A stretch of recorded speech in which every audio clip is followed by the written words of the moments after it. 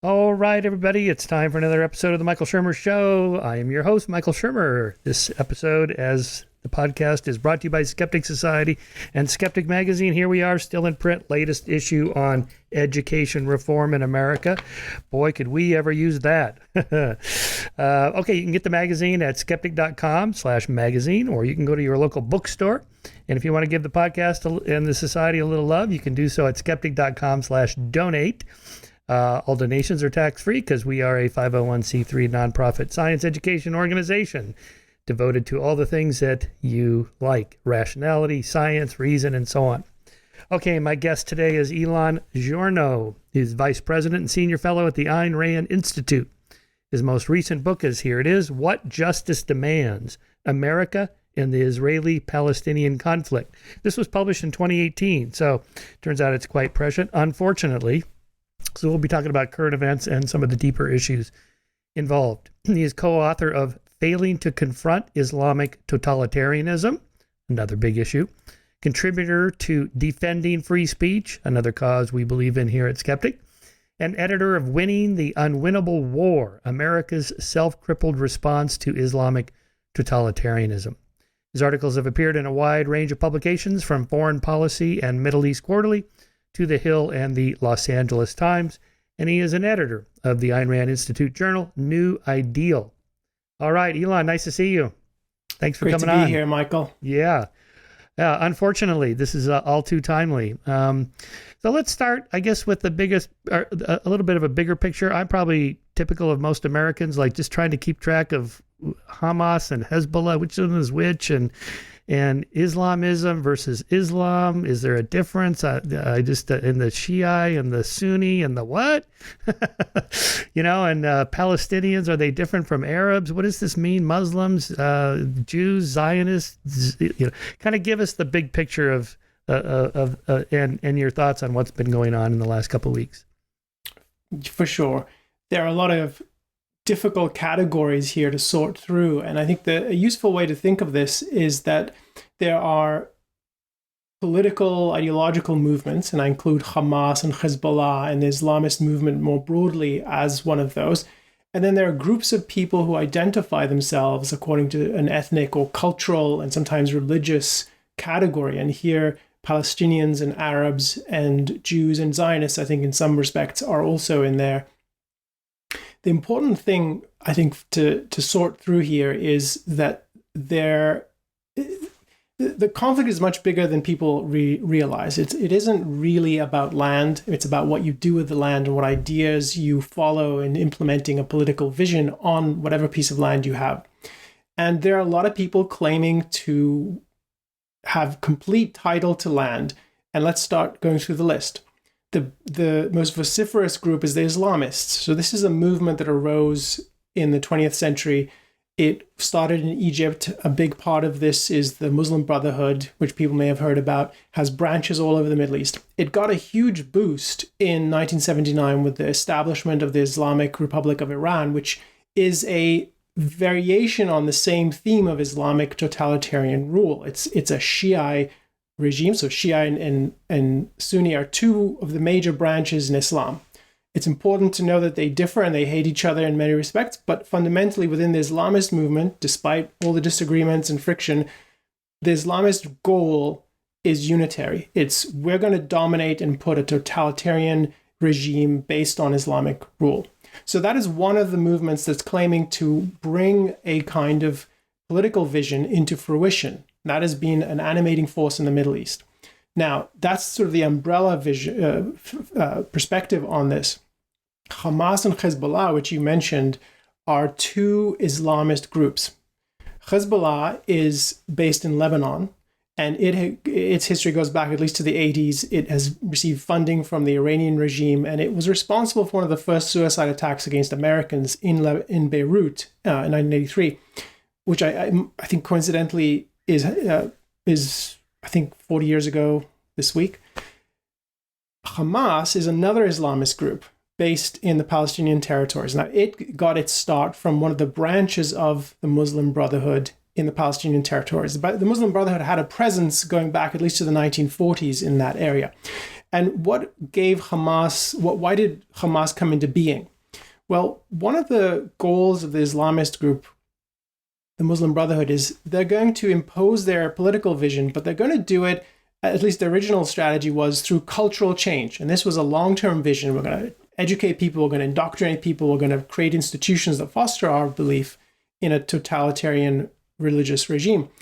And by the 1980s, Israel and the Palestinians, we'll come to how to understand that part of it in a moment, there was a Palestinian uprising called Intifada, and Hamas came into being based on the premise that all the other Palestinian groups, which I'll tell you about in a moment, they weren't doing enough to achieve the aim of the Palestinian cause. And the aim of the Palestinian cause, as announced in the 1960s and subsequently, is to free the Palestinian land from the river to the sea. This is a chant. We should talk more about this because there's a video going around about a school in the North Bay. That vision really just means to erase Israel from the map. So Hamas comes into being on the premise that the actual way to accomplish that is not through the ideologies of other Palestinian factions, which are left-leaning, Leninist, Marxist. There's a whole range of them, and mostly secular, and some of them nationalist. That's not working. What we need is to follow in the path of Allah. And here you see the direct influence of the Iranian Revolution, which was a region-wide earthquake in that respect, ideological inspiration. So Hamas comes into being and saying, we're going to do that, and we're going to be uncompromising because we recognize this isn't just a national cause. This isn't just about our people. This is about fighting in the path of Allah, and this needs to be a jihad.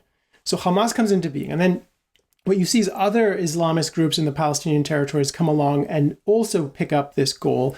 Islamic Jihad is directly supported by Iran. It was born out of inspiration from the Iranian regime. So what you see, just to zoom out for a moment, and we'll bring in the Palestinians now, throughout the 20th century, you see is there's a growing ferment around Islamic ideologies. There's the idea of taking Islam as a political vision and imposing it as a total system.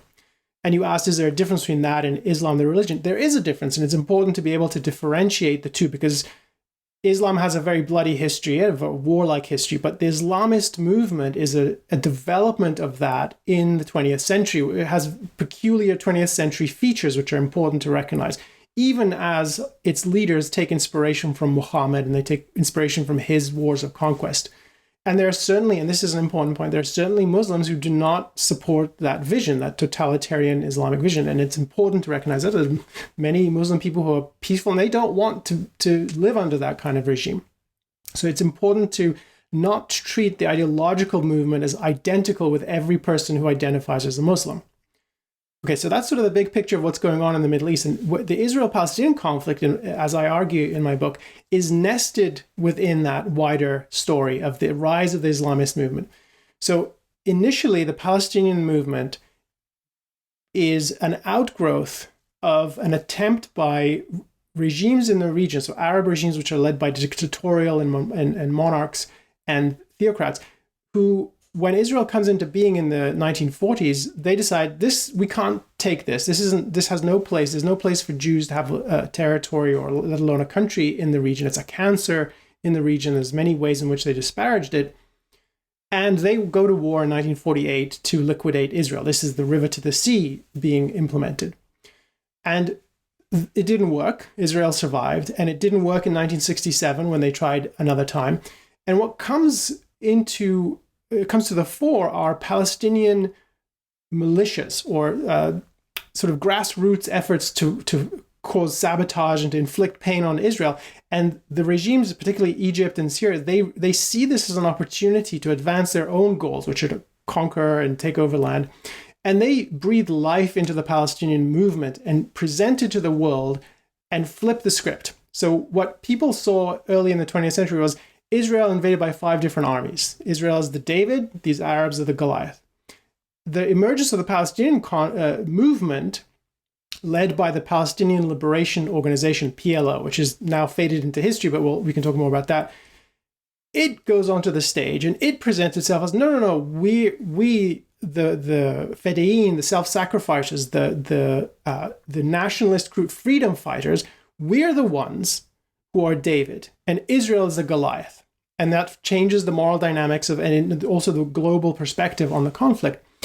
That goes on for several decades, with the Palestinians coming and being recognized at the UN as observers. Their leader, Yasser Arafat, gives this famous speech at the UN and gets the standing ovation. So they gain respectability, even as the Palestinian cause is associated by its own choice with international terrorism, hijackings, murders, the kinds of things that people have heard about going on in Israel since October 7th in episodic form. So not all in one go, but across many years.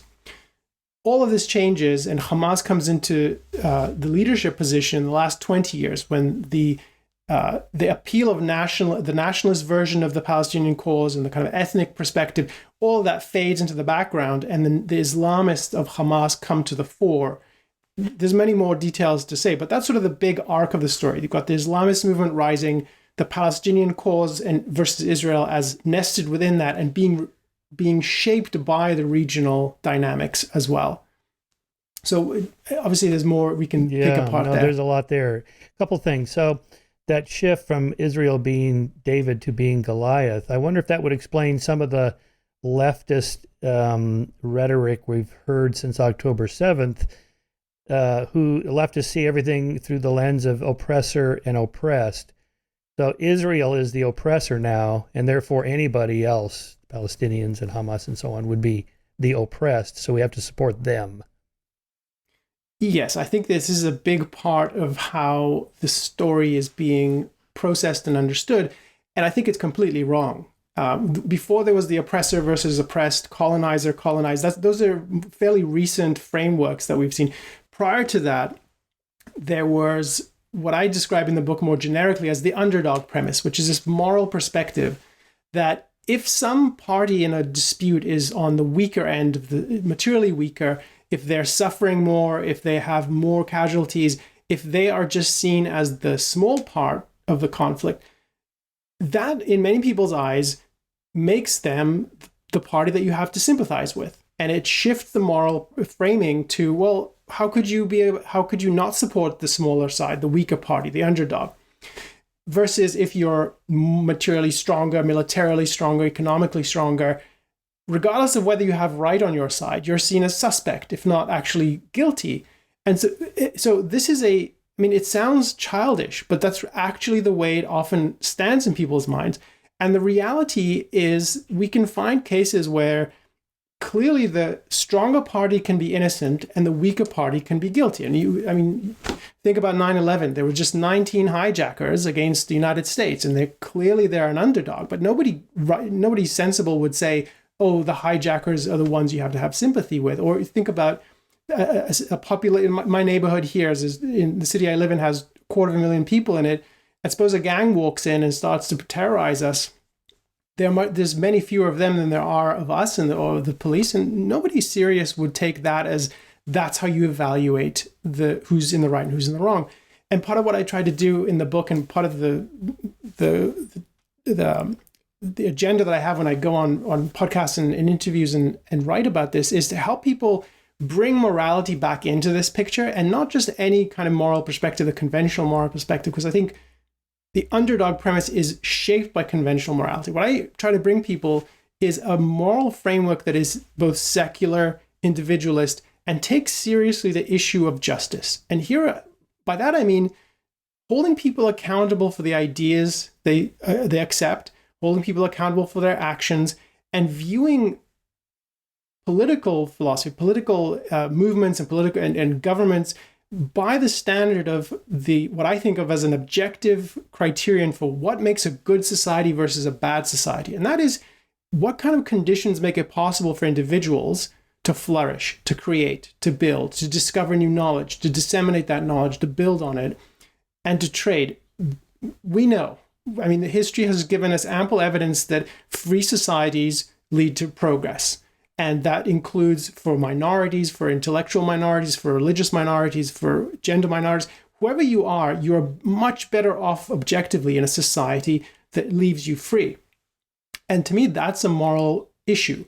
There's a night and day difference between a political movement or a country that is trying to implement individual rights and true freedom versus a political movement or a country that isn't trying, it's actively seeking to destroy freedom and crush people's lives. And I think bringing this to the context of the Israeli-Palestinian conflict and the issue of who's weak materially versus who's strong materially, what's so dissonant for people to understand is that Israel is materially stronger, and that's partly because of a virtue. It's much freer than any other country in the region. It has its faults, and I'm a big critic of Israel for its faults. But compared to the Palestinian cause, the movement, and the two Palestinian states that are basically in place, the West Bank and the Gaza Strip, they're not at all trying to create conditions for people to flourish. Hamas is an authoritarian, tyrannical regime that wants to create a theocracy, and the West Bank has been under this authoritarian faction for upwards of 20 years now. Those are really, they're not fully states, they're not recognized, they don't have full autonomy, but they're steps towards that. And to the extent that they've become political entities, they're failed states. They don't meet the objective standard of what it means for individuals, what's needed for individuals to be able to live and flourish. And so to me, it's not relevant who's materially stronger in terms of evaluating the justice of it. What matters is what kind of society are you trying to build and creating for people. And I think in that sense, as much as I criticize Israel for many, many things, and I'm an atheist, and it's not because I have a Jewish background that I care about Israel, it's because it's a freer society. And that is a huge achievement that I wish more of the countries in the Middle East would try to emulate rather than trying to tear down. Right. So why don't they do that? Let's think about this for a second. I loved your chapters on justice and these larger universal rights issues that presumably everybody wants, or at least most people want. Maybe not the theocratic leaders, but the people. Would you rather live in North Korea or South Korea? Come on, everybody knows where they'd rather live. Or in an older time, East Germany versus West Germany. Well, they had to build a wall, and that answered the question right there. So how many people are there in Iran? Tens of millions or whatever it is. It's huge population. Why don't they leave? Well, I guess they can't probably, right? Why don't they rise up? They try to, and they're oppressed. It's like, why don't the Russians overthrow Putin? Well, you see what happens when people speak out. They go to prison, they get murdered, and so on. So I guess one question would be, how do you know what the people in the Middle East really want? They say, well, we want a theocracy. Well, who's the we? Is that really, is there a referendum and everybody voted and it came out at 68% want a theocracy or what? They probably can't even get accurate polling data because people are afraid to tell pollsters what they really think, and so on. I always assume people want freedom also. But you often hear on the left this, why is it any of the West's business to tell people in other countries how to live? If people want to wear a burqa, that's none of your business. Or even I've heard, what about female genital mutilation? None of your business. If they want to do that, it's like, okay, aren't there any universal human principles here? So talk a minute why we haven't been able to achieve this two-state solution. Is it because in a theocracy, it isn't what the people want? It's what a handful of people that have all the power want, and they don't want a two-state solution. And why is that? Is it because it's a theocracy and not a democracy? I think there's a number of things there worth unpacking. So you asked about what is it that people want? Is it they want a theocracy? Is that the hindrance to a two-state solution?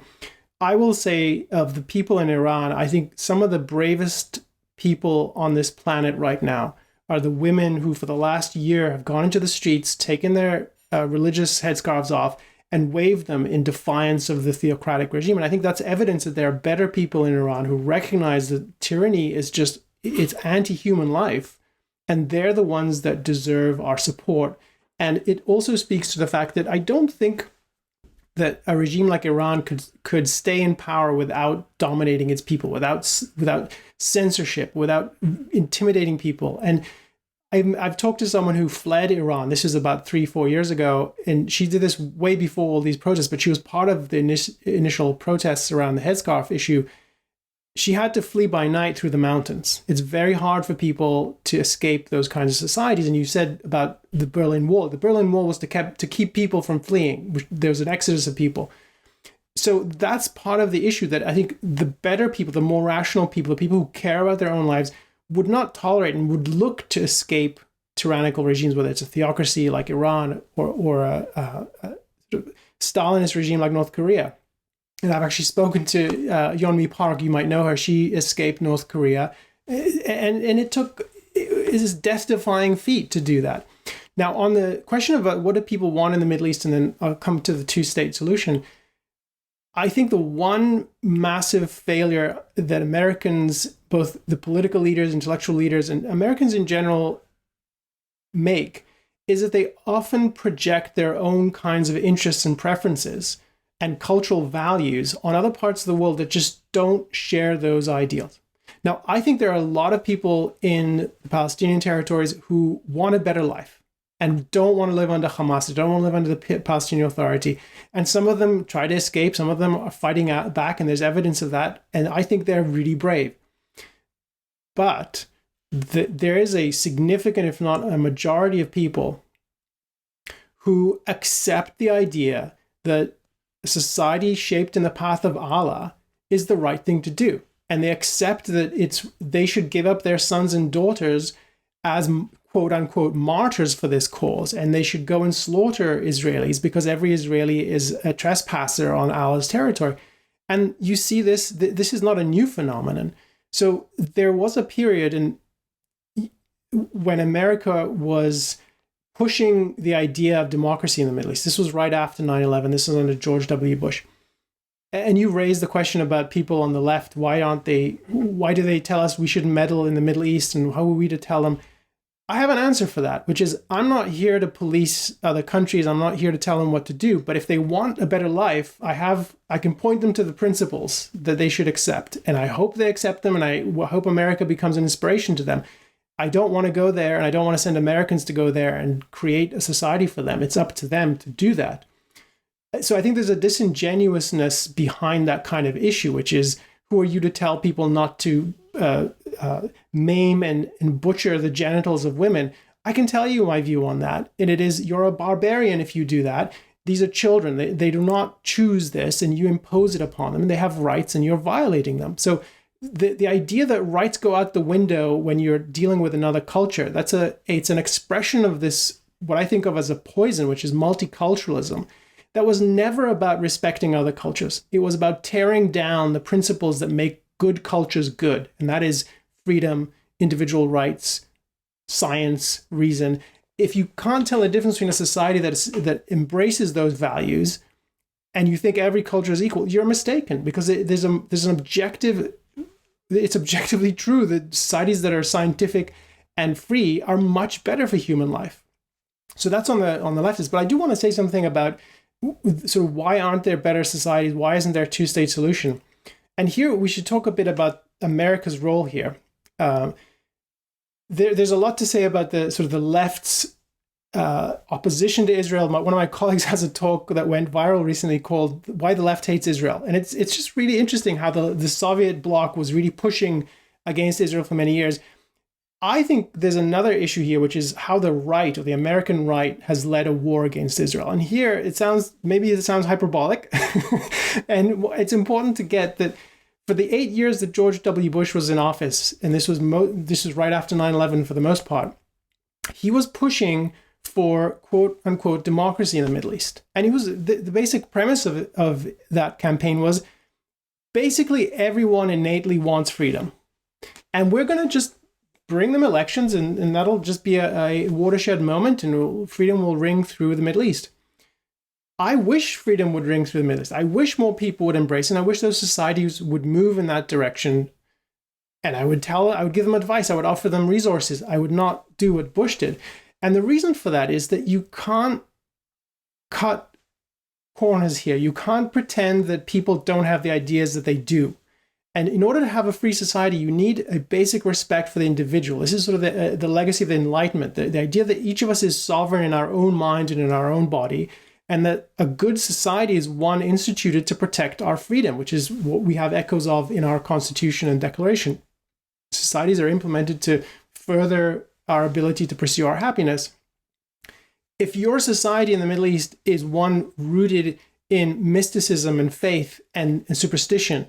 And if you regard the individual as irrelevant except to the extent that they support the clan or the tribe, if you devalue individuals, and if you devalue women, if you devalue minorities, if you don't think the individual matters, the idea that having elections would lead to freedom is a fantasy, because freedom has certain intellectual foundations. And if they are not in place, you will not get freedom. And what actually happened?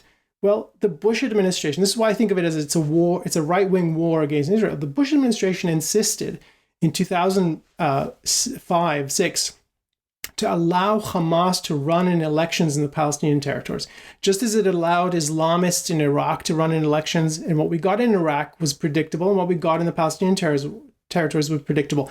In Iraq, it brought into power Iranian-aligned Islamists.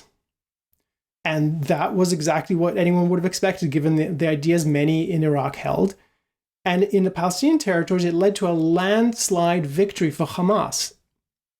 So what you find is it's silly to think that there are innate ideas at all, but it's even sillier to think that freedom, which was such an innovation in political thought, is somehow innate in people's minds. Just look throughout history. It's clearly not true that people have been longing for freedom. It's a good thing that they want freedom today, but that's a consequence of learning or recognizing that it's valuable. It's certainly not something that we can treat as inborn.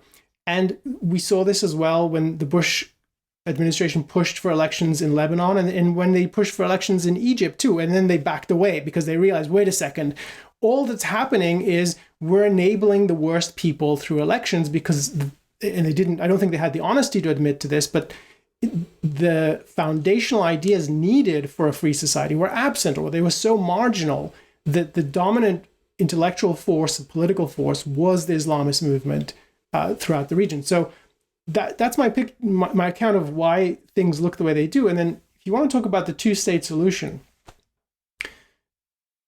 we can talk about that. I think that the two-state solution it's become an article of faith since 1993, when the initial agreement for a two-state solution was signed on the lawn of the White House, and Bill Clinton spoke in lofty terms about a new era for the Middle East. What actually happened was that it was a deal in which Israel gave up land, or was going to give up land, which it did, in order for the Palestinians to create a state. And that the initial part of it was in the West Bank, and then it would have included the Gaza Strip, and there was different combinations and versions of this. At no point do I think it was plausible that Palestinian state would have been a friendly neighbor, because all the evidence up to that point should have told people what the Palestinian cause is about is river to the sea, eradicating Israel, wiping it. That's what the founding documents stated, and this was an incremental strategy toward that end. And in fact, that's what happened. So to the extent that the Palestinians got some level of sovereignty, first of all, they tyrannized their own people. Palestinians had less freedom under their own leaders than they did when they were under military occupation in Israel, which just speaks to occupation isn't something anyone would wish to live under, but it's certainly better than what they got under the Palestinians. And it led to one of the worst, effectively a war between the Palestinians and Israel during the early 2000s, where people might remember, or if they've looked back at this, there was just a horrendous spate of suicide bombing because that became the weapon of choice. And this, to me, is the fact that there's no two-state solution is not there was like a sixth piece of paper. If only we added that to the agreement, everything would have worked. It's not even true that if there was just one more foot of land, it would have made a difference. Because the most expansive offer ever made in 2000 under the Clinton parameters, it was really, whatever you might say about it, it was very generous, and it might have led to more land. Who knows where things might have gone. And when push came to shove, the Palestinians said what they've said for decades, which is no, because they will not compromise on the overall strategy of there is no amount of land that Israel can retain and still exist, because that's not the end game here. So there's more to say about the two-state solution, but given what's happening now, and given what's happened since October 7th, I find it strange that people are still talking about it. Because in my view, and I write about this, and you might remember from the book, that I think there is a scenario where there's a two-state solution. It is not happening tomorrow, and it's not happening in the next 5 years. It requires a fundamental culture change among the Palestinians, such that they actually create and want to create a state that is pro-freedom, pro-reason, pro-individual, and that recognizes that you need to live in peace with your neighbors, not itching to eradicate them. That can happen. I think it's a long-term outcome. It's not happening anytime soon. And the fantasy of handing power, political power, to a political movement that tells you over and over again, and that teaches its young children on television programs and in textbooks and in classrooms and in summer camps, your goal is to slaughter Israelis because that'll make you a martyr and you live forever in heaven. If that's your adversary, and you think that the way to solve that is to give them more political power and more territory, then I don't think we can have a conversation that's productive, because it's been tried for 30 years now since the original agreement, and it's hard for me to take seriously people who think, yes, we just need to calm things down so we can get back to negotiating a two-state solution. I don't know how they can take themselves seriously. Yeah, I guess I always say I'm in favor of the two-state solution because it sounds like the kind of ecumenical liberal thing to say. You know, we got two people, each of which has a deed to the same piece of land, but there's no title company to go to settle the dispute, and God is the title company. And each of them says, well, God gave us this land. And yeah, I don't see what the solution would be either. I want to get to property rights in a second, but I just want to comment on the George W. Bush, because I remember he actually provided a footnote to his ideas, which was Nathan Sharansky's book, The Case for Democracy.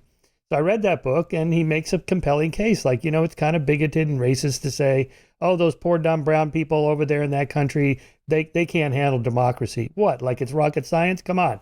Of course they can handle it. But I guess your point is that it doesn't happen because doesn't happen in a vacuum. It's not like poof and then a miracle happens with democracy. You have to have certain basis to individual rights.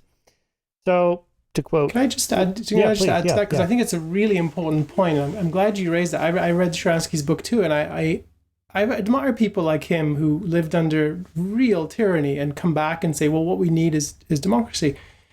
The point I want to underline in what you said, which I agree with, is this is not at all a racial or tribal issue. It's like, my view is that anyone, whatever their background, whatever color they are, if they recognize themselves as of people of color, everyone can accept the right ideas and build a good society. I don't think it's the preserve of white-toned people of European my grandparents are from Iraq, and my other grandparents are from Tunisia, and there's no issue here of who is white and colored, and I think that's it's really not helpful.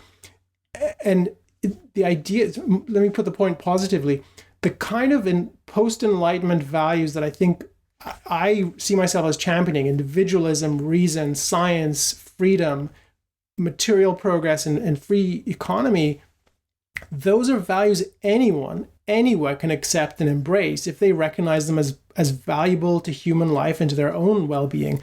And that could be in any part of the world at any time, regardless of culture and so forth, so long as there are the preconditions for those, that people accept them as, yes, because we recognize individuals as having sovereignty. We recognize that you can't tyrannize people, etc. All the sort of points we've been making, and in that's an aspect of the Sharansky/Bush view that I agree with, and I also agree with another premise of the Bush view, which it got mangled, which is democracies don't fight each other. There's a big academic literature on that issue.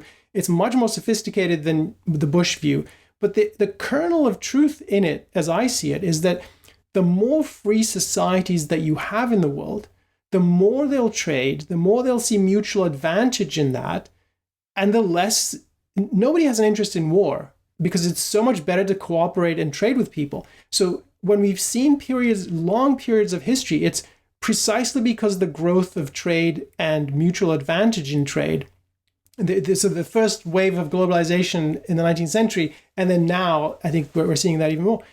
It's so much to the advantage of a free society never to go to war unless it has to. So to me, there is truth in having more free societies, but I distinguish between freedom and democracy. There's a lot of democracies you wouldn't want to live in because they're not really democracies, and it's a very widely abused term. There's that quip that if the country's name has democracy in it, it's probably not a democracy. Yeah. The democratic peoples of, it was like, no.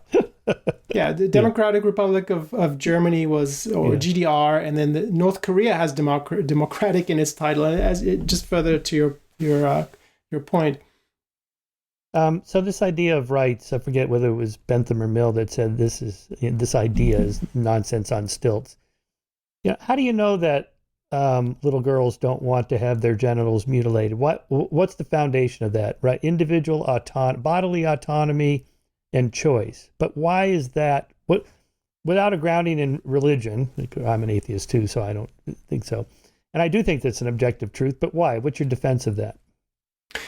I think the general issue with rights is that they are a principle that enables us to cooperate and collaborate and build and thrive in a society that's sort of grown to a certain level of sophistication. So we're no longer just a bunch of villages who trade milk for apples, but we have deeply interconnected economic conditions. And for that, you need an objective rule of law society. And the principle that governs that is each of us has a right to their own life. And that's just inherent in who we are as human beings.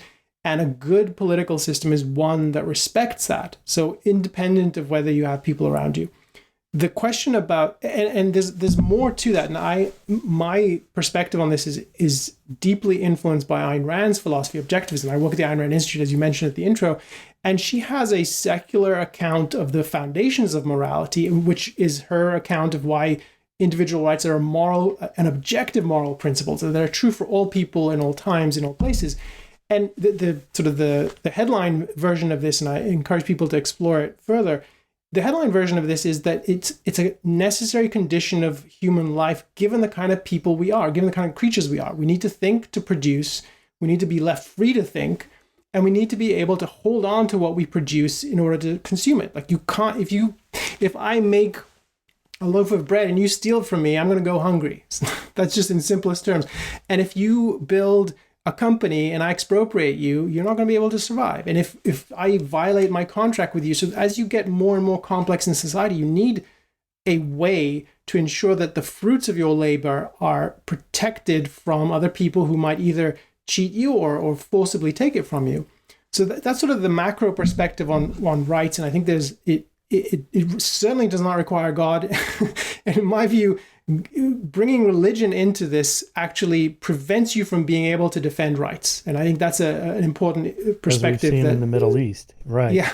Another way at it is you just ask people, what is it you want? And maybe you ask them by just looking at where they want to live. They vote with their feet, so to speak. And while you can always find exceptions, particularly the people that have power, whatever, the average person would rather be full than hungry, and satiated than starving, and free rather than enslaved, and so on. And that's based in our human nature, what we want as individuals. So it seems like you can ground it in some objective standards there. Just look out the window and see what it is people are actually doing. Again, with exceptions, somebody will go, oh no, I want to be a slave, whatever. Okay. Yeah, I think of it in a similar way, but what I would add to that is that I think it's a choice. I think it being the kind of person who wants to support their own life, to think and identify what's important in their life and pursue it and create. So my career has been as a writer. So I want to learn new things and tell people and communicate it effectively. And that's a choice I made. And that's at a fundamental level. I want to create values in my life. And there are people who don't do that. And I think that's an important identification. And what they want is either the unearned, or they just are too lazy, or there's all sorts of reasons people don't make that choice to create values or pursue values and earn them. And I think that's a fundamental, and that accounts for the empirical evidence that, yeah, there are people who are they're content to stay in stagnant conditions. I don't think I think it's relevant to think about that. I don't think it's the basis for building societies. I think we build societies on the idea of what does a human being need to flourish? What are the conditions that are necessary for that? And that is intellectual freedom, political freedom, economic freedom.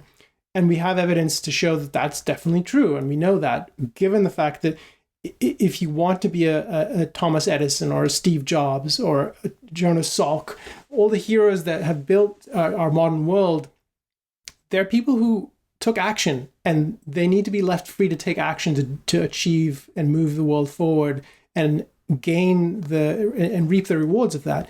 I just want to go back to your point briefly about how do we know the young girl doesn't want to have her genitals mutilated?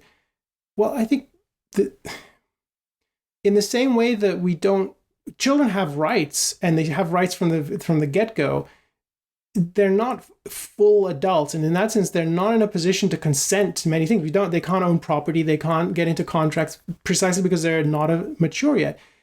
And so I don't accept the idea that if anybody thinks, oh, she wants to do this, she's not in a position to accept that kind of decision. And just put that aside, because I don't actually think they ever ask the child. I think it's just such a tradition worshipping perspective. I don't think that's the view that's pushed. What about the adult women who seem to go along with it? Is that they're brainwashed? Yeah, they don't know any difference. I think a part of it is it was done to me, and I'm going to keep this going. And there's some element, this sort of psychological and often religious side of it, which is it's like an initiation rite sometimes, and I think that this is taking us a little far afield, but I think it's worth pointing to.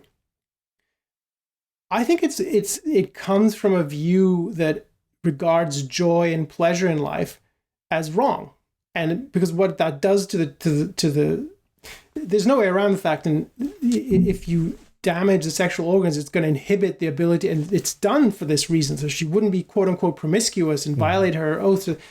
But it's such an anti-woman, anti-pleasure perspective.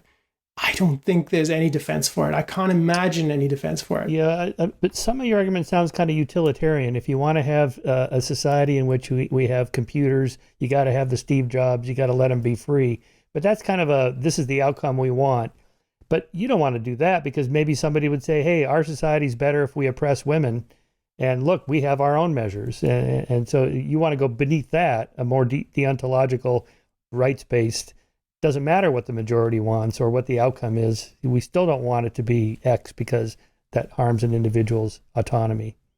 Yeah, I'm not a utilitarian, and it's good that you're bringing this up, because it would be useful to differentiate.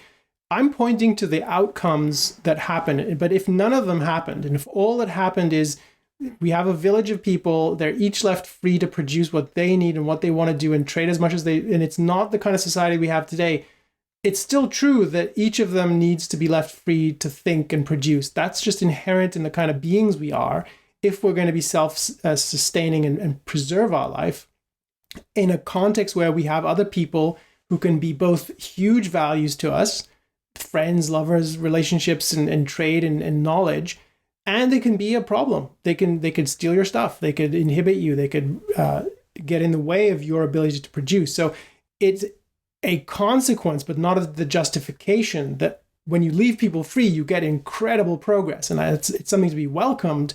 And I agree, the measure isn't, well, what are the outcomes here? Though the outcomes are important, because they're in aggregate, what they're telling us is this is good for each of the individuals involved. And we see how that moves everything forward. Yeah.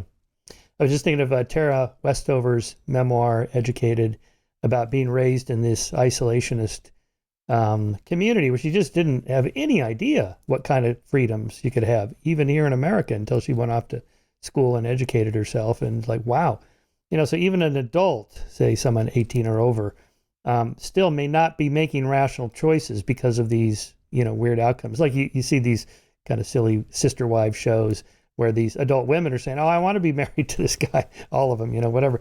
But do they really have any idea what life is like if you're not raised from birth in these fundamentalist Mormon communities where they don't really know any difference? Yeah, I was impressed by Tara Westover's book as well, and one of the things I took from it is the power of knowledge in our lives, and that it's a value, it's something to be pursued. And I know your organization is really champions reason. One of the points of commonality between us is that in the philosophy I accept, reason is a value. It's something to develop. Your intellectual faculty is something to grow. And the more knowledge you have, the more you integrate it, the better you are positioned to make decisions. And you mentioned your latest issue of Skeptic is about education. Our society would be so much better if education were freer and people were better able to think and grow their knowledge and attain skills and see beyond the confines of where they grow up. Because I think what you're describing about Tara Westover's experience growing up in that hothouse religious environment, and then the flourishing that happens when she escapes that and goes to university, gets a graduate degree and all that, there's a direct analog to what's happened in the Middle East. The Middle East is one of the least educated, least exposed areas of the world. From 2003, there's a UN report. I don't know if it's been updated since then, but they counted the number of books translated into Arabic across, I think, 10 centuries. The number was about 10,000 books. And to put that in perspective, that is, if I'm remembering the data correctly, that's equivalent in 2003 terms of what the country of Spain translates into Spanish in 1 year. So this is a society. Now, I think the internet's changing that. I think that to the extent that the internet's penetrating into the Middle East, it's a good force because it creates the potential for people to have the kind of experience that Tara Westover had, which is, I don't need to live in this kind of society. This is crazy. Why do I have to lay my life down for some theocrat so that he can build a society? Why do I have to be a human shield? Why do I have to bow down? And why can't I drive if I'm a woman in Saudi Arabia? And so they've changed that, but still, it's a society where they're second-class citizens.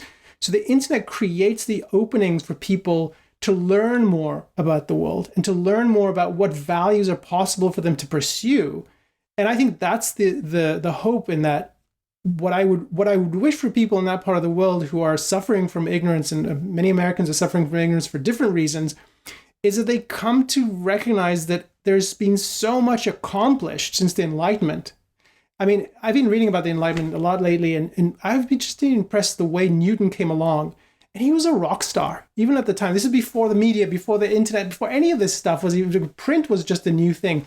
He was a rock star. Imagine if more people around the world picked up on the idea that I'm an individual, I have a mind that's competent to think, I can understand the world, I can go and create something, I could build a company, I could develop new knowledge, I could be the next mRNA pioneer and eradicate some other disease and help us move and become healthier and stronger and better.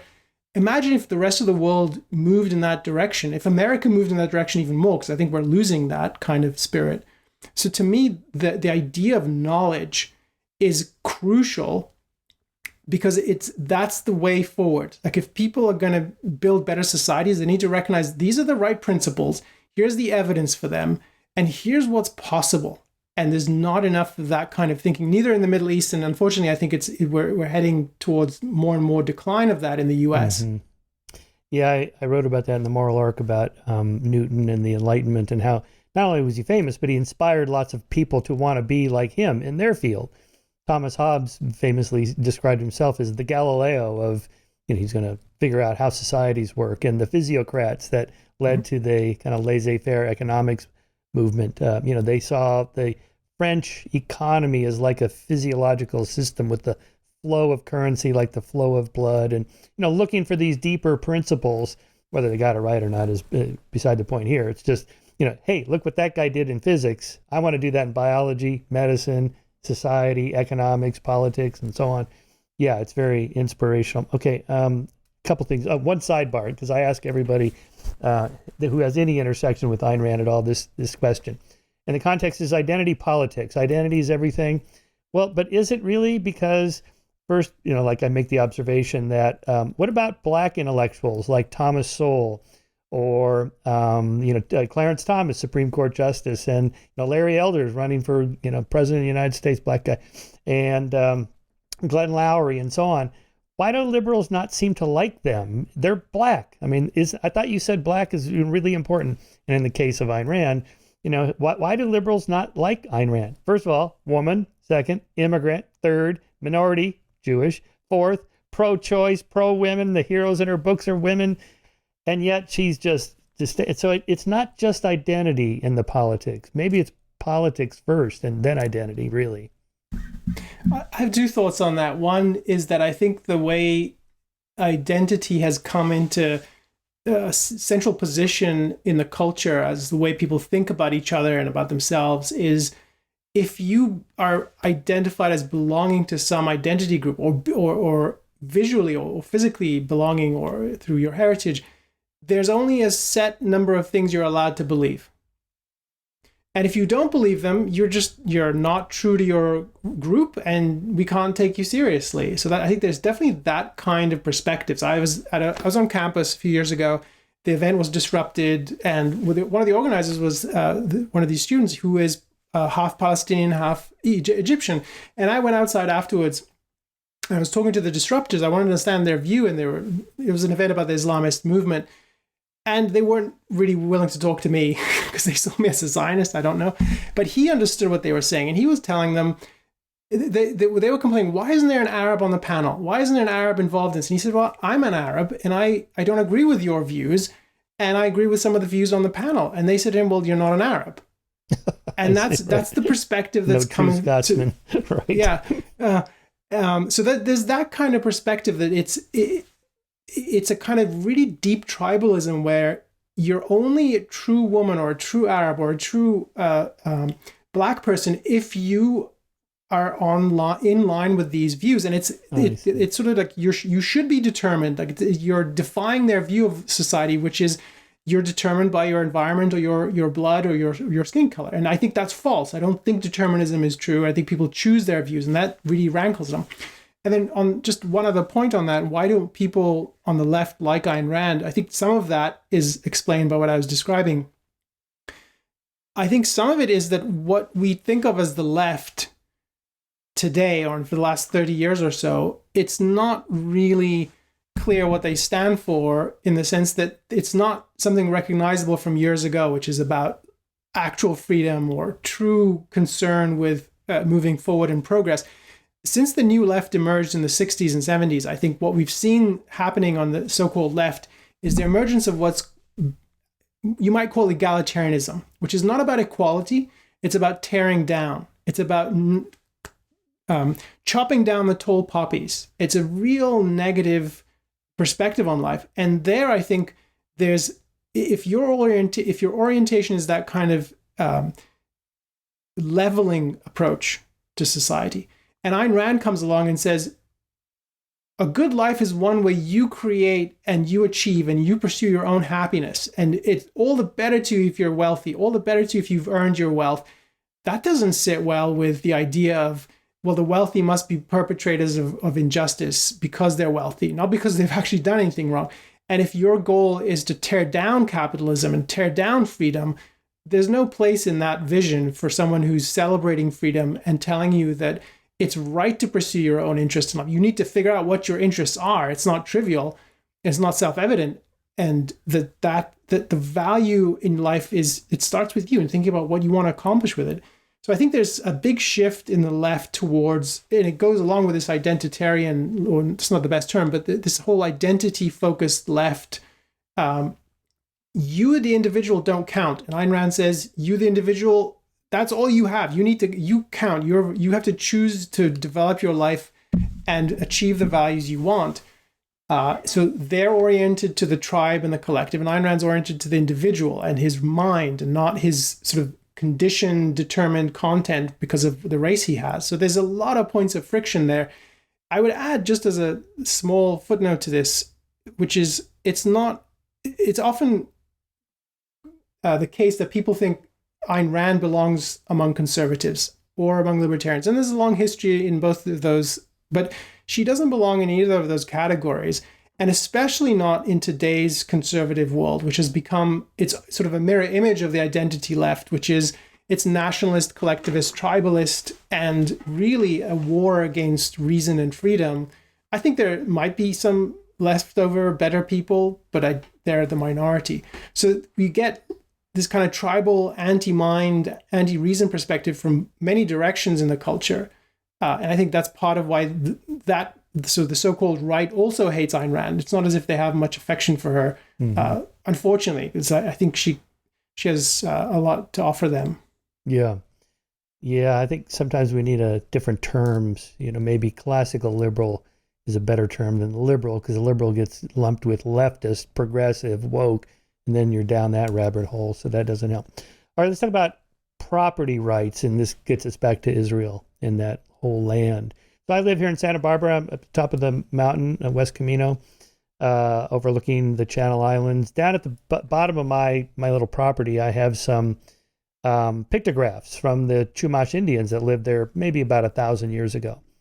Okay, why is that really my land? Let's say some guy shows up and says, this property belongs to me. And I go, well, no, here's my contract. You take it up with the title company. And then, if they go back and forth, he comes back and goes, no, actually, I'm Native American, and I'm part Chumash. This is our land. We were here before you. I'm just going to call the police, just bring the state in. What else am I going to do, right? And it seems like, what is the basis for property? At some point, it is like a useful fiction, almost like a rights or something like this. It's just because the state guarantees it. That's it. It's in our Constitution. It's in our laws. And I can't say God gave it to me. I don't even believe in God. But if you got two guys that believe in God or different gods or different religions or whatever, and this is our land, how is this ever settled? And go ahead and speak about property rights in general, if you want. Yeah. Let me answer the wider question and talk about the Israel-Palestinian conflict, because I think that's where you're driving. Yeah. I think there's a question about how does one acquire rights initially, and then there's subsequent questions about what makes a right morally defensible. I think there's sort of a historical question about how rights are acquired in particular pieces of land, your land, or different parts of the United States. And often it's conquest. There's just no way around it. Often it's there was nobody there and somebody settled it. Sometimes it's conquest. Sometimes it's actual purchase. There's all kinds of historical, accidental ways in which land comes into ownership. At a certain point, if there's an actual injustice and you can't remedy it because the people are dead or there's no evidence, there's nothing to be done about that. Like there are people in the United Kingdom who 1,000 years ago, their great however many ancestors were expelled because of the Angles or the Saxons or whoever, or the Danes or whoever came along. There's nothing to do about that, unfortunately, and nobody living today can have a claim like that. It's not objectively defensible. Then there's a second question about, well, what is it that makes rights morally justifiable? And I think it's that it's a recognition of cause and effect. So if you create value in land, if you farm it, if you cultivate it, so just land is the most simple example. And if you do it over time, then you've invested your energy, your time. You've created value that wasn't there before.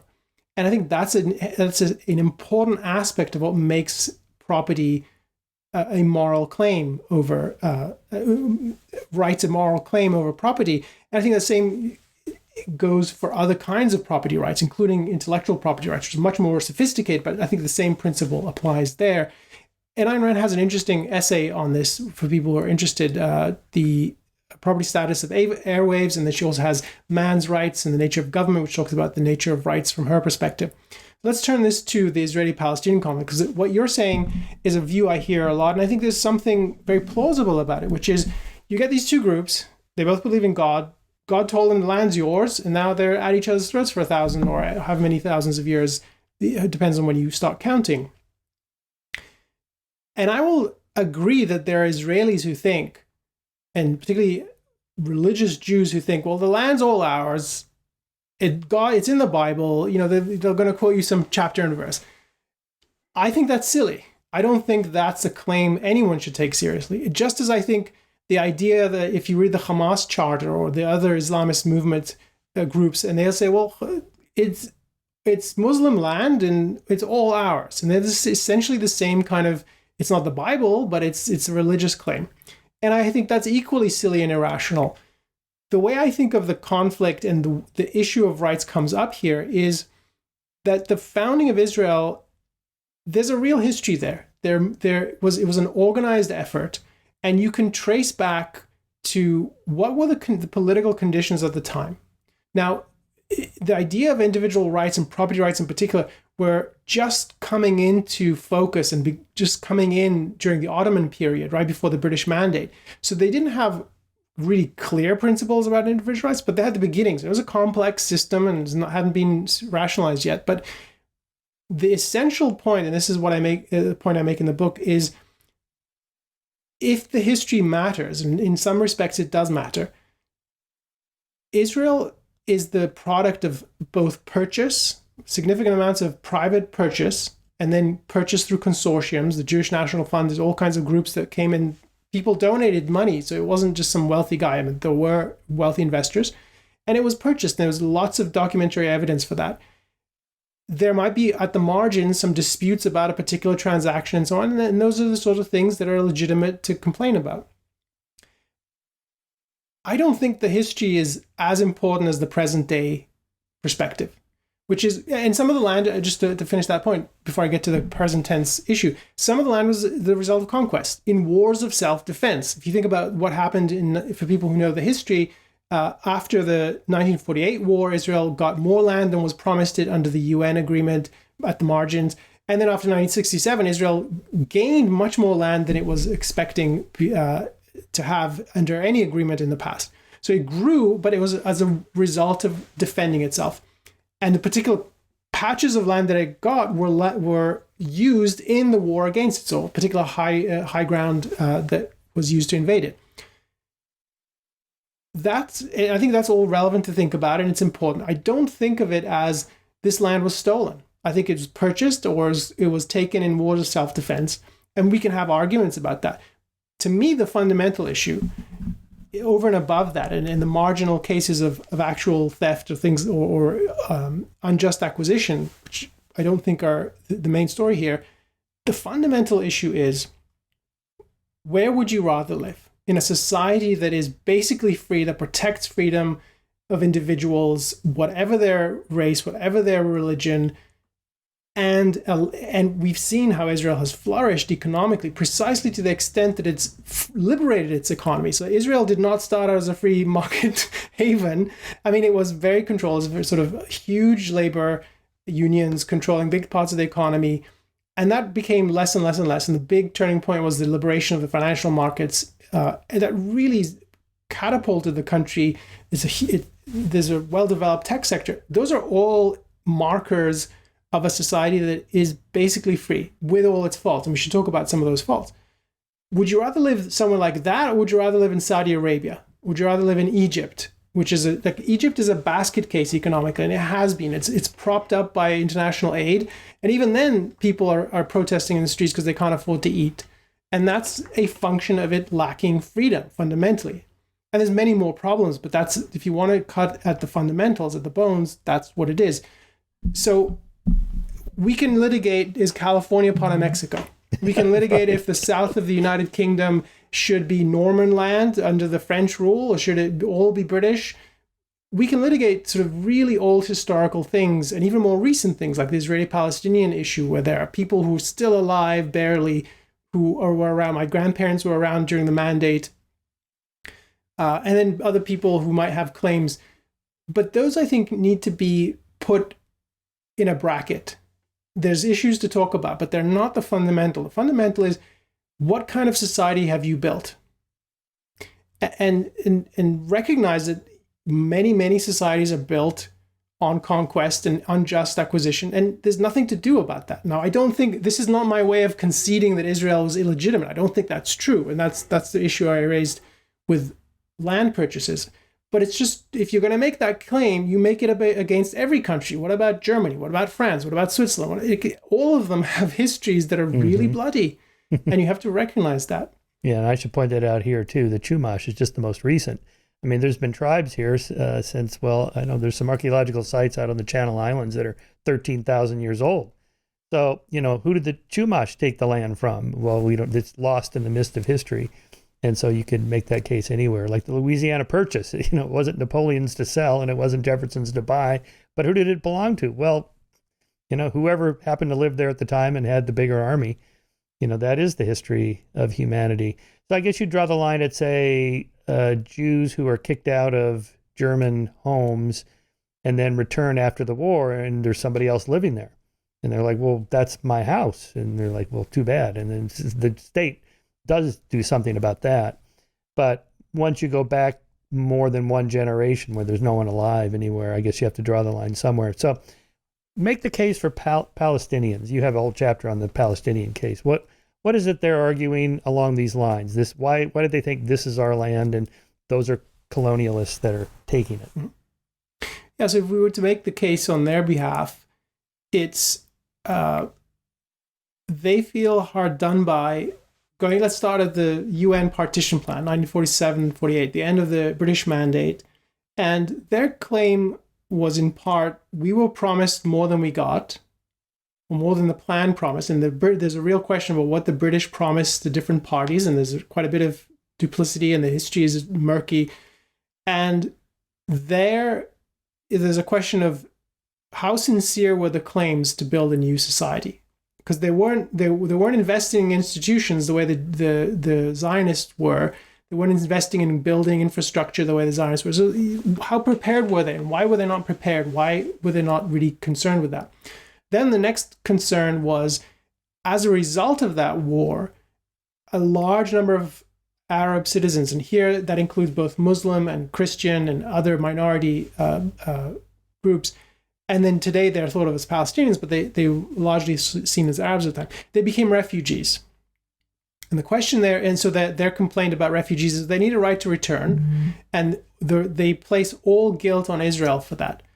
And the question there for people to think about is, if the war is initiated by these Arab armies and by the local Palestinian leadership, who is responsible for the refugees? I think the fundamental responsibility is those who initiated the conflict.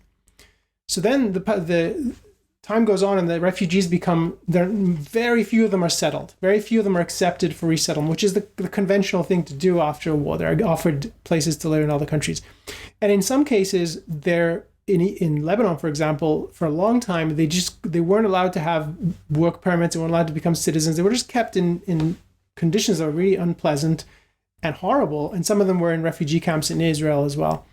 And so there, the concern is, well, why can't we come back? Why can't we have our homes back?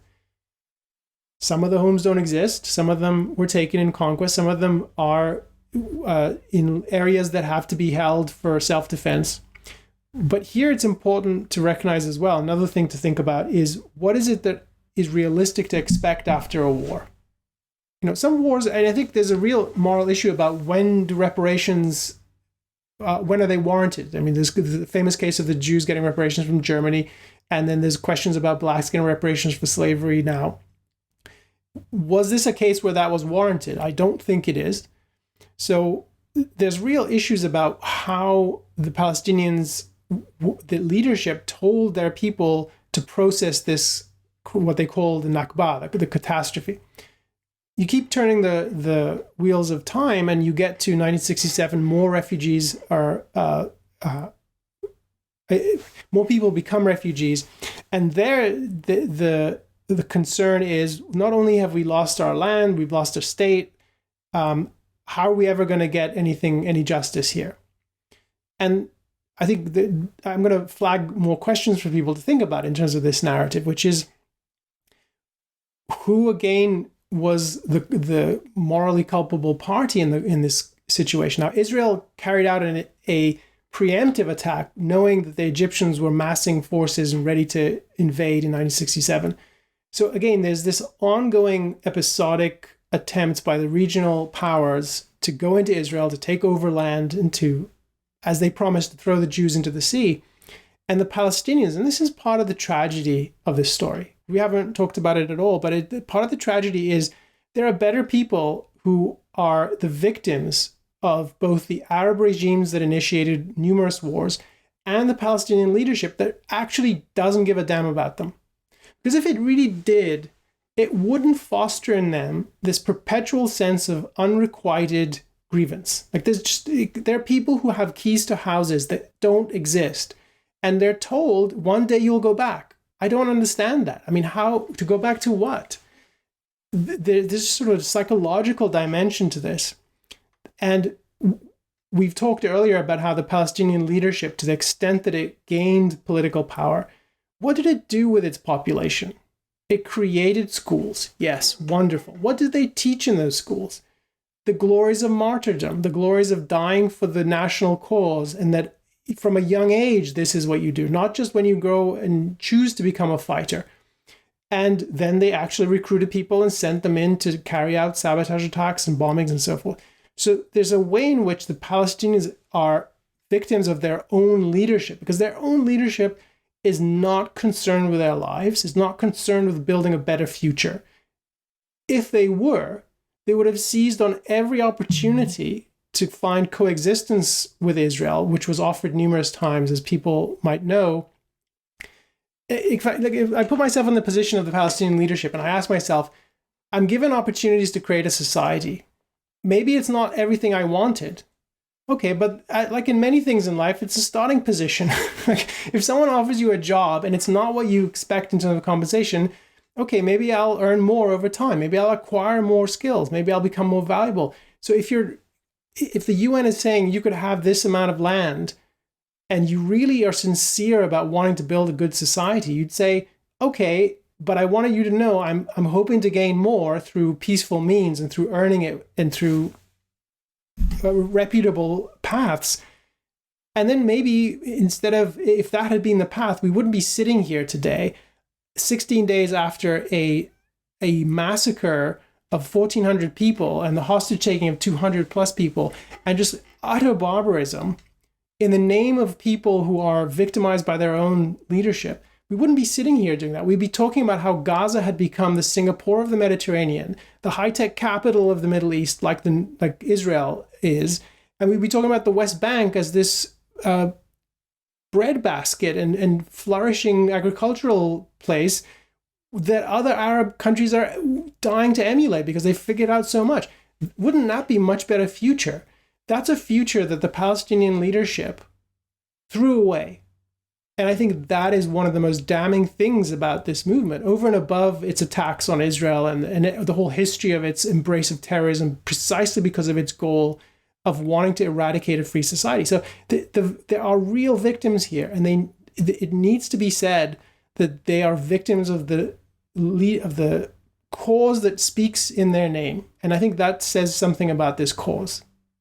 These terrorists who attacked on October 7th, let's say the motorized hand gliders that went into the concert, what are they thinking? Like, okay, we kill a couple hundred people and this is going to do what?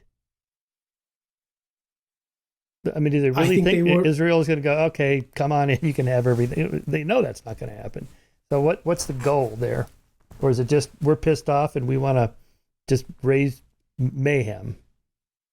I think some of it is this idea that I mentioned earlier when we were talking about what is today's left, which is this sort of egalitarian wanting to tear down things.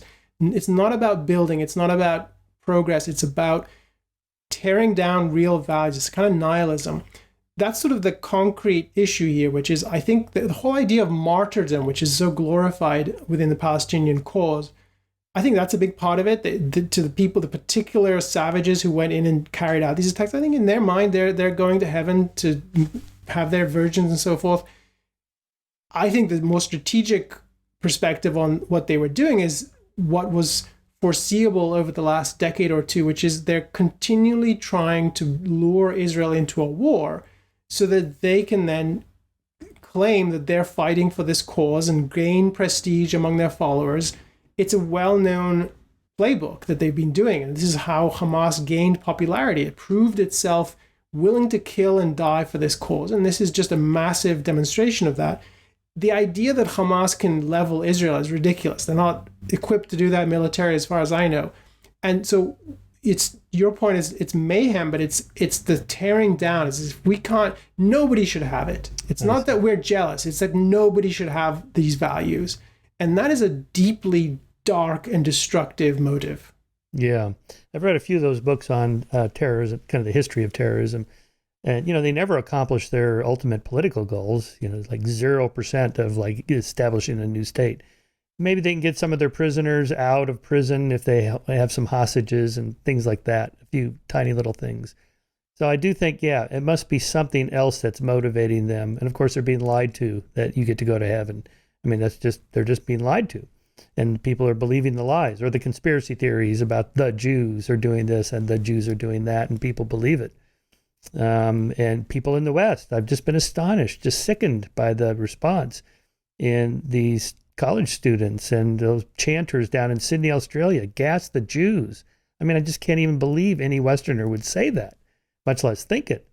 And so I'm trying to see, is there any possible good spin on this, or, like misinterpretation, or something else is going on? They're not really Jew haters. They're just virtue signaling, or they're going along with the tribe and they're not thinking this through. Or did they really actually just hate Jews that's still around? I thought we'd gotten past this for the most part, except in some of these extreme Middle Eastern countries that hate Jews. But in the West?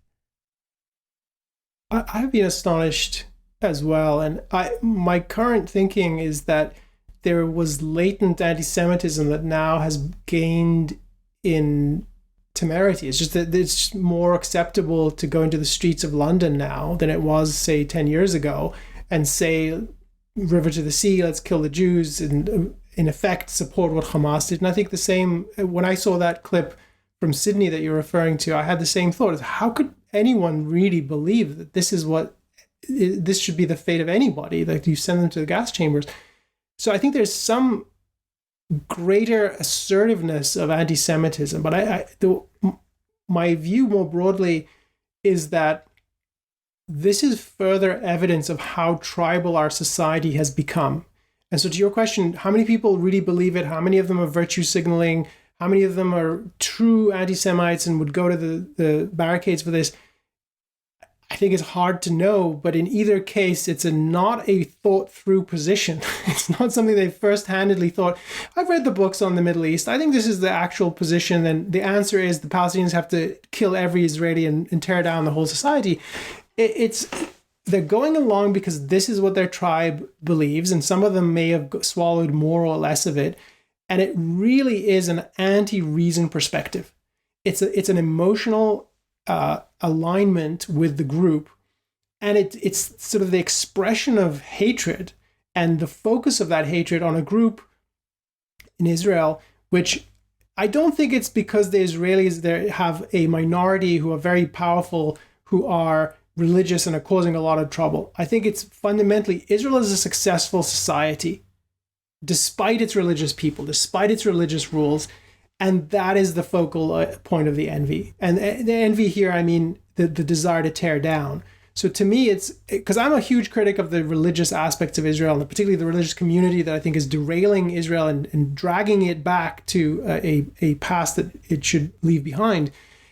To me, that's not why people are in the streets. To me, we're using technology in our phones and apps on our phones that are developed in Israel, medical technology all over the place, that is originated in Israel. And that's because it's a society that's achieved real knowledge and scientific advancement and people who have real values to offer the world. And that is a rebuke to societies and individuals who have not and don't want to do that. And so that whole idea of it's a standing rebuke, I think it goes to the heart of this desire to tear down and this sort of nihilism. Why do they think will happen if you get Hamastan from the river to the sea, from the north to the south, from east to west? What does it actually look like? Is it anything better than what ISIS did? Is it anything better than what Iran did or the Taliban? It's so obviously not true. So it's not a reasoned position, and you might say some of them are truly ignorant, which if they're going into the streets, it's irresponsible to be chanting something you don't understand. So it's whether they're ignorant, whether they're tribal, I think in the end it comes down to the same kind of irrational embrace of a view that you don't have a basis for, and that it's giving voice to a dark and destructive motive, which I think is the tearing down of the good for being good, not because of any flaws it has. Yeah, this idea that the Jews want to get rid of Palestinians or hate Arabs, or they could do it tomorrow if they wanted. They have been able to do this for decades, and they don't. That seems like a good counterfactual argument right there. Absolutely. And that speaks, when I hear genocide, and I think that is a reappropriation of a term that arose since the Holocaust. The idea, and it's that we've seen genocides in Rwanda, we've seen them in other parts of the world. Anyone who uses that has such a heavy burden of thinking about, what am I actually saying here? And to your point, if that were truly the goal of the Israeli government, why are we in 2023 and Gaza's population is twice what it was 10 years ago? Right. Why, if that really was your goal, and it's so clearly not the goal. If anything, the Israelis are, I'm angry at the way the Israeli government conducts itself, because in many ways, its approach to the war with Gaza, as we know is going to happen because we've seen it 2021, we've seen 2014, there's a pattern of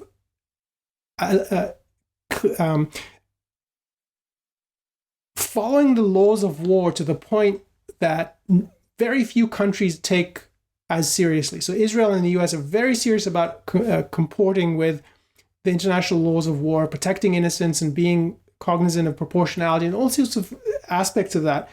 And one of the things that is an inversion here is that it's precisely because Israel is so punctilious about that, so circumspect about how it conducts this war, that makes this idea of genocide ludicrous. And to your point, they could flatten it tomorrow. They don't need a ground war, and they could have done this decades ago, and yet that's not what they're doing. And I think it's a libel, in effect, to say that this is the goal.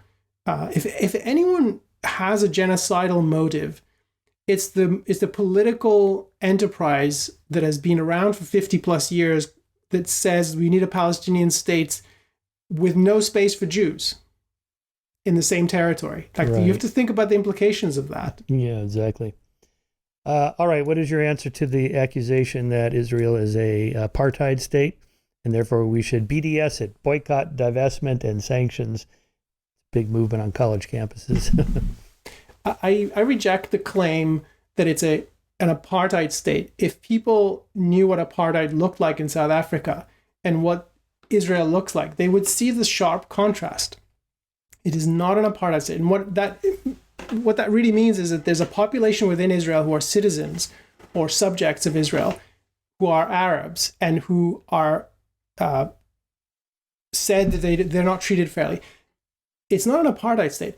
Are there ways in which they're not treated fairly? Are there ways in which they're disadvantaged because there's a kind of affirmative action towards the Jews, and particularly religious Jews, because they're a strong lobby? Yes, and I write about that, and I think those are really bad things. And I think there are other ways in which the Arab population is shortchanged politically. Even though they serve in parliament, they're police, they're in the military, they're lawyers, so they have nothing like the conditions of actual apartheid, but they're not fully, they're definitely valid complaints that they bring. And I'd be the first to say they need to have those seen and defended in court. And there are actually cases where their rights are upheld, their property. For example, there are places that won't sell them houses because they want to keep the neighborhood Jewish. I mean, that's not really fair, is it? And I think it's legitimate to go to court to say, well, why are you keeping me out? I'm a citizen. So I think there are issues, but it's such a distortion and a hyperbolic distortion of the reality to call it an apartheid state. And it's nothing but a smear, because there are societies with equal, if not worse, problems with minorities and how they're treated. Nobody calls them apartheid states.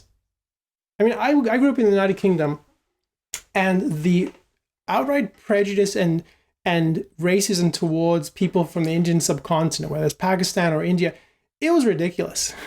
It was really, really horrible. And the police were not good about going after the hooligans who would beat up Pakistani kids in the streets and so on. That is really bad, and that's a crime that needs to be addressed. Now, you don't hear people talk about the United Kingdom as an apartheid state. Now, it has serious problems with racism, and so does Israel, so does the United States. And I'm not here, my point is not to minimize the problems. My point is to put them in a context that's appropriate to the scale of the problem, and to point out that the solution to that is not to boycott a country, it's to pressure it to live up to its ideals, not to starve it of opportunities to trade and grow. Yeah, well said. All right, the theme of your book, the underlying theme there is America and the Israel-Palestinian conflict. Okay, so you talked about Clinton and W. What about Obama and Trump and now Biden? Is there a case to be made that maybe Trump was making some good headway there? Even if you don't like Trump and whatever he actually is, not really a Republican or whatever, but at least some of the steps he took were good? I'm not a fan of Trump. I should just say that up front. Yeah, me neither. And I've said, right. I've written at length about my view of him. In a very narrow way, I think some of his policy decisions were good. And I would say this is symbolic, but it carries a lot of weight. The idea of recognizing putting the U.S. embassy in Jerusalem versus Tel Aviv, that's contested whether that's the capital city. I think that was a good step. And I think that the culmination of the first few steps of the Abraham Accords, I think there's a question about how much America had to put on the table to get that. So these are deals with Morocco and other countries to recognize Israel. My perspective on that is it's those countries that should be asking to recognize Israel, not being persuaded to do that. So I think that those were bright spots. But in a certain way, I'm glad that we aren't in a position where Trump is in power, because it's so hard to predict what he would do. And that there was no strategy or policy means that this is someone who thinks Putin was an admirable leader and Kim Jong-un is someone to admire. And okay, so if what we're dealing with right now were on Trump's agenda, it's just, who knows what kind of chaos would have happened. So in that respect, even granting those minor aspects, I don't think he had the moral compass and clarity to navigate this kind of issue. And then to talk about Obama and Biden, I think what Biden's doing now, there are ways in which it's better than what I expected, but it really does bring back the Obama playbook, which is the rhetoric, which is not unique to Obama, but it was pronounced. It was the rhetoric of, you have a right to defend yourself, because there was 2009, there was an incident in a sort of mini war, 2011, 12 under Obama. You have a right to defend yourself. We're steadfast. All the standard slogans that we've heard presidents for decades saying, and at the same time, repeatedly saying, you've got to hold back. You've got to show restraint. You can't go in too hard. You've got to pull your punches. And I don't say this as someone who wants to see people suffer or wants to see more casualties than necessary. That's not at all the premise here. But the premise is what's important here isn't merely that America offers Israel military support so that it has a qualitative edge in the region in terms of it's got this super sophisticated rocket destroying thing, the Iron Dome, which is amazing. That's great. And I think that's a wonderful thing for America to be supportive of. But the missing piece with Obama, and we're seeing it now, I was just reading a piece in the Washington Post about Biden's policy, is this withholding of moral support, which is, I can't think of how there's an outcome here that there's peace without Hamas being destroyed. I think that's just a necessary condition. I think a lot of people have come to that conclusion. I think this was 2 years ago. But now what we're hearing is, after Biden's visit, the whole point of that visit in the last, when was it, a week ago, he was on the ground for 7.5 hours. The whole point of it was, here are the things you shouldn't do. Here are the things you have to hold back on. And if there's any lesson to draw from the last decade of Israel's confrontations with Gaza run by Hamas, is that strategy of what they call mowing the grass. Like you reduce their capability and then it grows back and you have another round of war. That approach of degrading Hamas's military capability but not destroying it, it's a recipe for disaster. And that's what I think that's what we saw on October 7th, and I expect that's what will happen however many years from now if the goal of Israel's operation is not to eradicate Hamas and uproot it. And unfortunately, that's what I think the Biden administration is pressuring it to do, is not to do that. It's just degrade, not destroy. And that's my worry. Yeah. What about Obama's deal with Iran and then Trump nixing that, and now we're back in talks? And what should America do about Iran? Wow, we're that's a big one. Well, but they're behind all this. We hear it every day. Yeah, no, I'm so happy you brought that up, because you're right. this is, I started the conversation by telling you the big arc of how the Islamist movement arose in the 20th century and how Iran was central to it. And to me, you're right, Iran is behind this. And I'm not saying that because I have inside knowledge about how they funded Hamas in this last round, although I think they've been doing that for years. It's because it's both the ideological inspiration and the material inspiration for the Islamist movement. And the Obama policy, I was against it when it happened. I was against it 10 years before it happened. I was on record in 2005 saying this whole plan that Bush initiated and Obama culminated of negotiating around Iran's nuclear plan, it was a mistake from the beginning, because Iran is not a country you can negotiate with. You can't trust anything they do. And you have to take seriously that their founding goal is the export of Islamic totalitarianism beyond their own borders. And that's the way they see themselves. So yes, I think the Obama nuclear deal was a mistake. I think it gave Iran time to build in secret and violate the agreement. That you might say that Trump stepping away from that is another bright spot. I think it was. I agree with that decision. The worry that, and there was movement up until the women of Iran stood up for themselves in the streets to revive that under Biden. That was one of their ambitions. My hope is that doesn't happen.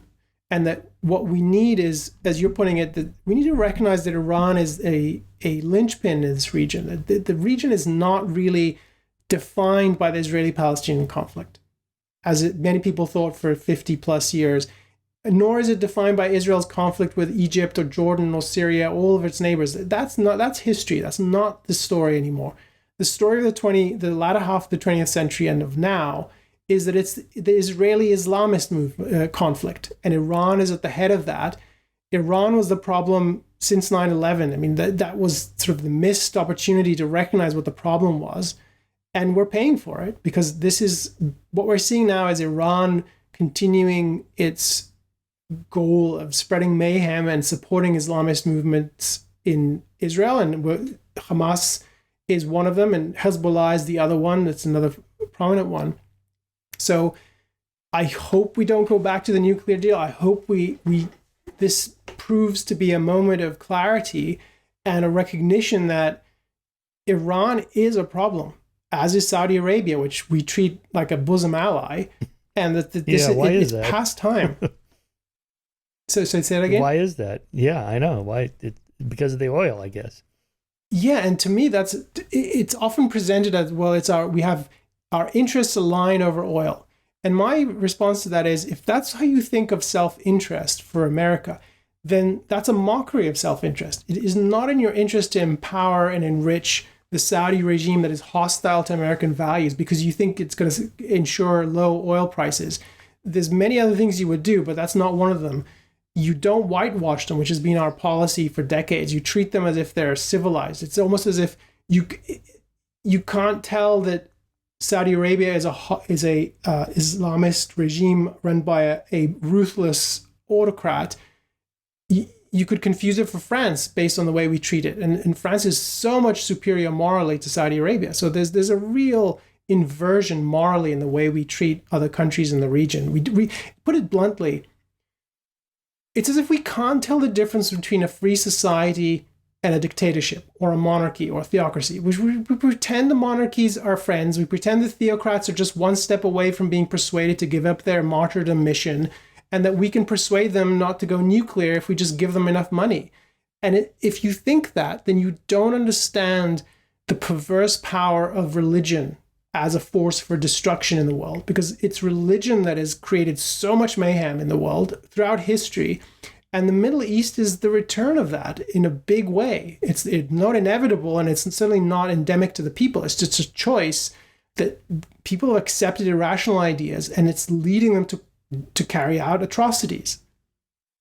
Yeah, here I'm reminded of Christopher Hitchens' subtitle of his book, which was "Religion Poisons Everything." It just keeps coming up. It's so depressing. I'd love to know what he thinks now. Yeah, okay, so does America have a moral obligation to help people who can't help themselves around the world or subject to civil rights violations or potential genocide and so on? Yeah, I guess that's the world we live in. We're not completely isolationist. But let's say there's 24 hotspots around the world, and we can only afford and have the time to address half of those. How do we choose? Isn't it, well, what's good for us also, in addition to morally helping other people, American interests, something like that? He's a son of a bitch, but he's our son of a bitch on our side on this particular thing over here that we want. And isn't that realpolitik? Well, I think I view this differently in that I don't think it's a moral responsibility of the U.S. to militarily or even financially support people who are in those crisis situations. There are things we can do, and sometimes it means giving them aid. Take the Iranian women or take something else like that. So I think we're not the world's policemen, so it's not our job to go into Iran and liberate Iranians, much as they deserve to be free. What we need to be doing is being a beacon of freedom, being a model of freedom, and telling people that this is a good thing to do, not going around and apologizing for our virtue, but telling people we're trying to live up to this ideal. Your society would be so much better if your leaders did the same thing. And if you're going to be brave and fight them, or you're going to try to build better societies, we're on your side. And all the Iranian women, not just the Iranian women, but children and teenagers and men went into the streets in the last 12, 14 months. Every single one of them needs to hear that from us. And people grossly underappreciate the power of that moral support. So I want America to be the supporter of people truly seeking freedom everywhere, including the Palestinians who want freedom, including the Iranians, including the Saudis who want freedom. I don't think it's America's job to go in and prevent or rescue people in those situations. Now, when should we be stepping in? I think we should be stepping in when America's interests are actually on the line, which means the lives and property of Americans. So that means attacks on America. That means there are some cases where you might say a military installation has been attacked. It's an act of war, or an embassy, such as been numerous attacks. There are things like that you would say, well, okay, well, this is a big step. What do we do about it? It's not, the obvious first step is not a war. There's many things you do before that, is diplomatic pressure and so forth. But I disagree with the view that our choices are really which conflicts, whether it's in Asia or Africa or Europe, do we send our people to, and how do we balance them? I think we should support people truly seeking freedom and fighting tyranny. And in that sense, I think it's right to support Ukraine, because I think they're in the right here. And I certainly think it's important that Putin lose and be humiliated, because it's not going to end in Ukraine if he succeeds. In the same way that I think Iran needs to lose and needs to be humiliated and taken out of power, the Islamist regime needs to end, not the country, for the same reasons. But I don't think that requires military intervention. I think there's many things. We had so many opportunities to do it by supporting better people that to me, that's where our choices are. You ask about it's our bastard versus it's a bastard versus our bastard, that kind of perspective. There are edge cases that are difficult, where you might say you need to have some sort of temporary alliance with a country, but those things require what we lack so sorely, which is clear moral evaluations. So one of my colleagues had a really pithy statement years ago. You can collaborate with a pickpocket to go after a mass murderer. And I think that's true, but you have to know that you're dealing with a pickpocket and that you aren't safe. It's not like your money's safe, you're dealing with a pickpocket. What you can't do is collaborate with a mass murderer and pretend that he's a pickpocket, or pretend that he's just a misguided guy, and really if only he got in some money or some land, he'd be better. That's the story of American foreign policy, is we don't really evaluate who we're dealing with. One small example of this. So after 9/11, we made a special deal with Pakistan. You might have heard about this. And we told Pakistan, we're going to make you a major non-NATO ally, which is a very exalted position. We promised them and gave them billions of dollars on the premise that Pakistan, which up until then was one of the few countries to recognize the Taliban and support it, we said to them, you need to turn on the Taliban and help us go after them. And here's the bucket load of money, or the shipload of money that we're going to give you. And so this went on for years, and it was so clear the Pakistanis had no intention of doing any of it. And all the diplomats could tell you that. And people in Pakistan were saying to journalists, this is ridiculous. Look what they're actually doing. The Taliban fighters were going back and forth. They were commuting into Afghanistan from cities in Pakistan. And then the climax of this story, after billions spent, this whole deception, self-deception about how America thinks of Pakistan, we treated it as like it's just an ally now, because overnight it went from being a major supporter of the Taliban to being its adversary. And the reality is, where did we find Osama bin Laden? We found him in Abbottabad because he was, stone's throw away from one of the military installations. And I find it hard to believe that the Pakistani military intelligence and government really didn't know that he was there for years and years and years. And how does that happen? It's because we don't make the crucial moral distinctions between free society, the societies that are moving towards freedom, and the societies that are hostile to freedom and not even trying. It just seems so depressing that people can't look at that and see such obvious differences, or leaders of foreign countries can't look at Western countries and think, I want to do what they're doing. And I want to go down in history as the Thomas Jefferson, the George Washington, the John Adams created this Constitution. I'm going to fly in all these experts from the United States, constitutional lawyers, and we're going to draft this whole thing, and I'm going to do it, be like a Nelson Mandela. But most of them don't want to be Nelson Mandela. They want to be whatever they are, dictators or theocrats. Yeah, I think of it as, I think of this as the depressing state of political leadership as, I agree with it, and maybe I have a dimmer view, but my view is that it's a consequence of upstream problems. And the upstream problem from politics is there's an intellectual bankruptcy in the West. And by the West, I don't mean some sort of white Western society. I just mean the countries that are aligned with the ideal of individualism, of free societies, of market economies, basically free societies that value science and individualism.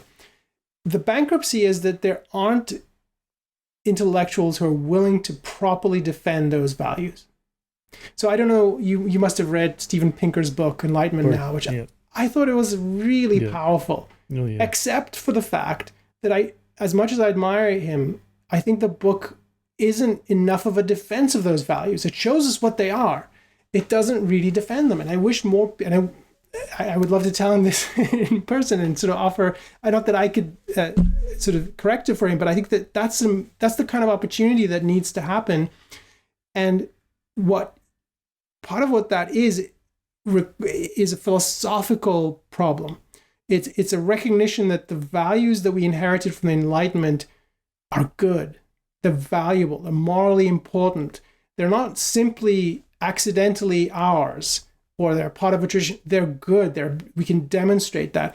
And that needs to be defended. And including, and this is where I think there's a sort of most obvious kind of bankruptcy, there just isn't anything like the defense of free economies and free societies that we need. And that I put on at the foot of all the so-called defenders of freedom on the right, who everyone thinks of the conservatives as they're always banging on about freedom and the founders, and they're wrapping themselves in the flag. I don't think of them as the defenders of freedom. And to me, it's not primarily a political failure, so it's an intellectual failure.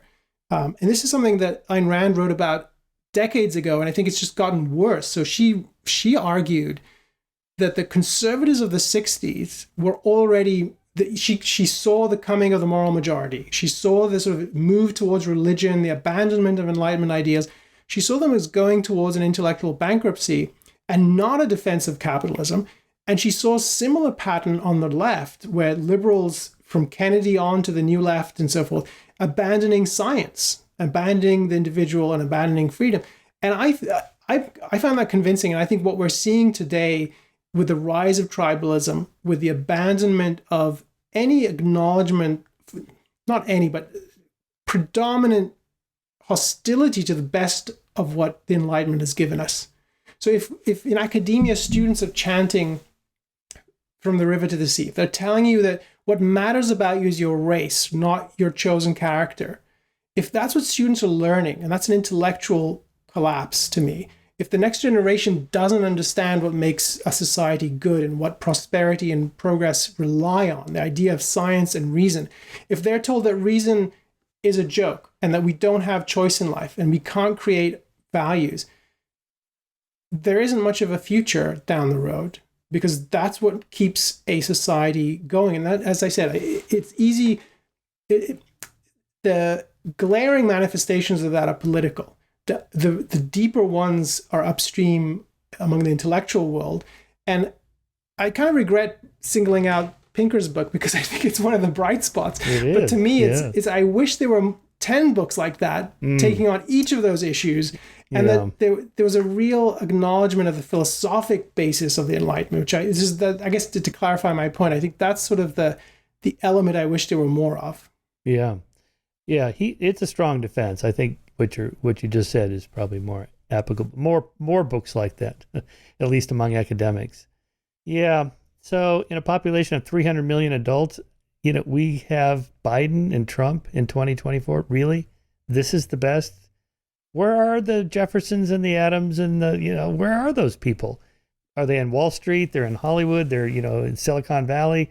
Who wants to go into politics? It's an ugly business, doesn't pay well. Everyone hates you.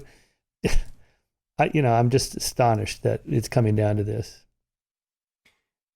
I agree, and I don't look forward to having to make that choice, because it's not a choice of an appealing choice. I would offer one observation there, which is, I think some of the things you said I agree with. Who are the sort of people who are attracted to politics, given what politics has become? It's sort of completely devoid of ideas. People always talk about, the campaign's missing the issues. That's an understatement.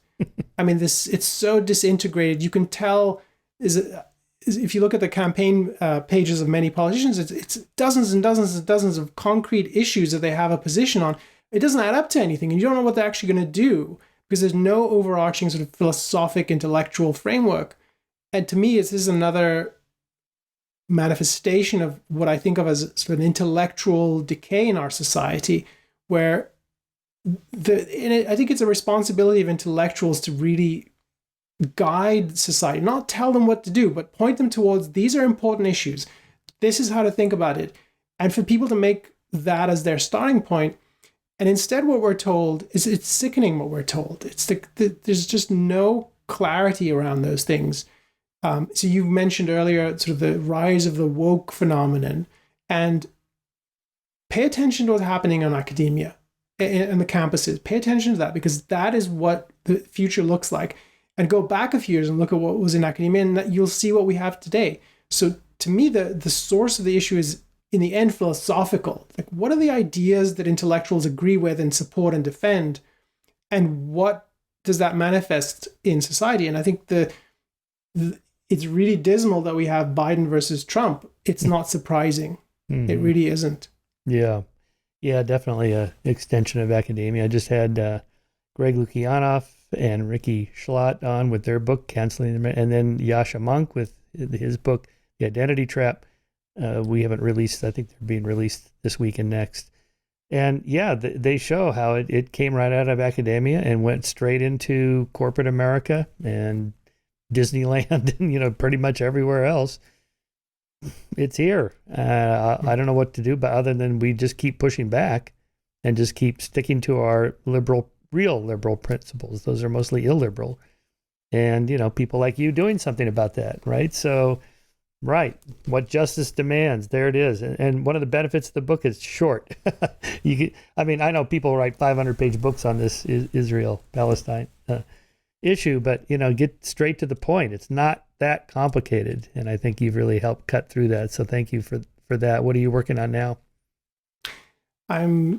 Right now, I'm busy responding to the developments and writing about that. And beyond that, one of the interests I have is to explore the assault on individualism, both from the left and the right, the rise of nationalism on one side and the rise of identity politics, so-called, from the other direction, and offer people a fresh perspective on what individualism is, which I think it's a legacy, one of the better things to come out of the Enlightenment. And it's deeply rooted in a respect for reason and it has political implications. So that's something I'm passionate about. I haven't got a concrete project I can share with people yet, but that's something I think is needed.